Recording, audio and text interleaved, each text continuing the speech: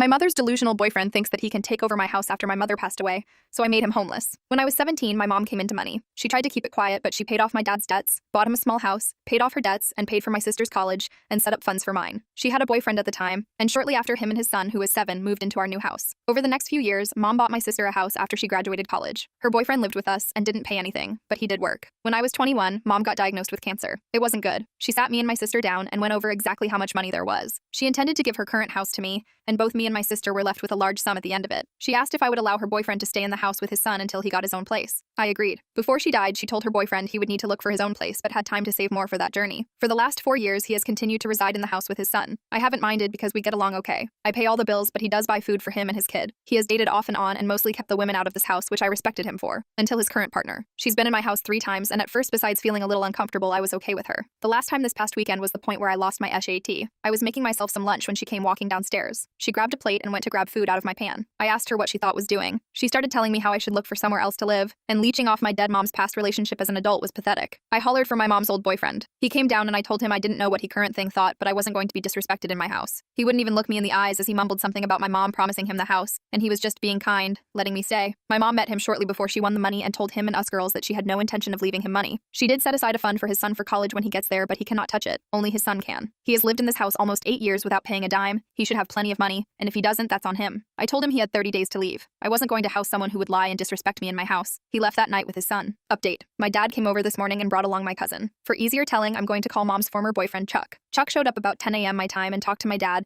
then asked if he could have a couple of minutes alone with me. Dad nodded, so my cousin and him went into the kitchen, and Chuck and I sat in the living room. Chuck started with an apology. I don't remember all of the words said, but the basics were, he missed my mom, he has been lonely but not alone thanks to me and his son. He was sorry for what had happened, that he got caught up in lust and let someone else fill his head with ideas, and that he owned up to his mistakes and should have never put up with someone who would disrespect me or my mom's memory. He tried to hand me a cashier's check for $15,000. He said it wasn't much, but he wanted me to know he appreciated me and living with me, and that he wanted to pay back some of what he owed. I refused the check, both in part because I never wanted his money, but I also don't want to give any possible legal leg for him to stand on if this is somehow him trying to stay. I told him the first part and told him to put it towards a house. He told me he is living with his sister, but is going to look at houses with a realtor next week. He did say his son is asking about our next hangout date and said both me and my sister are welcome to arrange time with him. After all of that, my dad and cousin helped him get all the stuff out of the house that he owned, and he gave me back my house keys. He apologized again and left. Update 2. So Chuck called me last week and again yesterday. He put an offer on a house and yesterday got accepted. The expected close date is early next month, but I am very proud of him. He thanked me a lot for letting him have so much time here, offered me some money one more time for his time here, which I again declined, but I did offer to help him move in when the time comes. He put down almost half for a down payment, so he definitely was saving money during his time here, and I'm glad everything that happened was an encouragement for him to get into a home of his own. I talked to his son yesterday after he got out of school. We are going to play laser tag this weekend with my sister, and he is excited for the new house too.